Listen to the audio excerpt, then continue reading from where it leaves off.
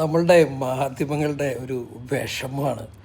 കോൺഗ്രസ് കയറി 20 ദിവസത്തിനകം ഇത്രയൊക്കെ പ്രവൃത്തികൾ ചെയ്ത് കഴിഞ്ഞപ്പോൾ ഇവർക്കത് സഹിക്കാൻ പറ്റണില്ല, എവിടെയും പിടിക്കാൻ പറ്റണില്ല.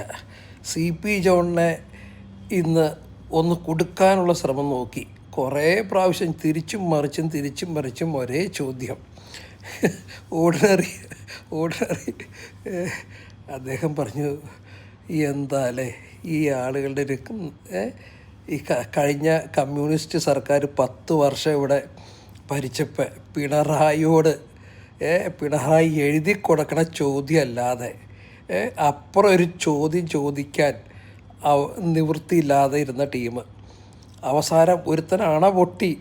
ഈ അവസാന നിമിഷം കാവൽ മുഖ്യമന്ത്രിയായി തുടരുന്ന സമയത്ത് അണ പൊട്ടി ഒരു ചോദ്യം ചോദിച്ചു. ദേഷ്യപ്പെട്ടു, അണ പൊട്ടി. ഇവർക്ക് 10 വർഷം എടുത്തു അണ പൊട്ടാനായിട്ട്. ഇപ്പോൾ കോൺഗ്രസിൻ്റെ മന്ത്രിമാരെ കാണുമ്പോൾ, മുഖ്യമന്ത്രിയെ കാണുമ്പോൾ ചോദിച്ച ചോദ്യം തന്നെ വീണ്ടും ചോദിക്കുക. ഇവർക്ക് ചോദ്യമേ ഇല്ല, ഒരു കുറ്റം കണ്ടെത്താനില്ല, ഒന്നും പറയാനില്ല. 20 ദിവസം കൊണ്ട് എത്രയോ നന്മ പ്രവർത്തികളാണ് ജനങ്ങളിലേക്ക് എത്തിച്ചത് ഈ സർക്കാർ. എത്രയോ പ്രഖ്യാപനങ്ങളാണ് വന്നത്. ഈ പ്രഖ്യാപനങ്ങളും ഇതെല്ലാം ഇവരെയാണെങ്കിൽ വല്ലാണ്ട് ഇവർക്കൊരു ന്യൂസ് കൊടുക്കാൻ നിവൃത്തിയില്ല. ഇവർ ഇടയ്ക്കിടയ്ക്ക് ന്യൂസ് കൊടുത്തുകൊണ്ടിരുന്ന അവിടെ ഇത് പിടിച്ചു, ഇവിടെ ഇത് പിടിച്ചു എന്ന് പറഞ്ഞുകൊണ്ടിരുന്ന സാധനം ഇപ്പോൾ വന്നോ തൂത്തങ്ങ് വാരിയെടുത്തു. തൂഫാൻ ചെന്നിത്തല ഒരു തൂഫാനെ ഇറക്കി വിട്ടു. തൂത്ത് വാരിയങ്ങ് എടുത്തു കംപ്ലീറ്റ്. ഇനി അവിടെ ഇവിടെ മുക്കിൽ മൂലും ഒന്ന് അടിച്ച് ഒന്നും കൂടി ഒന്ന് തൂത്തിഞ്ഞെടുത്താൽ ഇനി പോരും കംപ്ലീറ്റ്.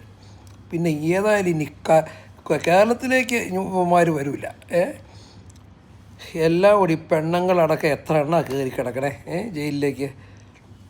ഒന്ന് ആലോചിച്ച് വയ്ക്കുക. നമ്മുടെ കേരളത്തിൽ ഇനി ഒരു തൂഫാനിൽ ഒരു ഒരെണ്ണം ബാക്കി നിൽക്കുക.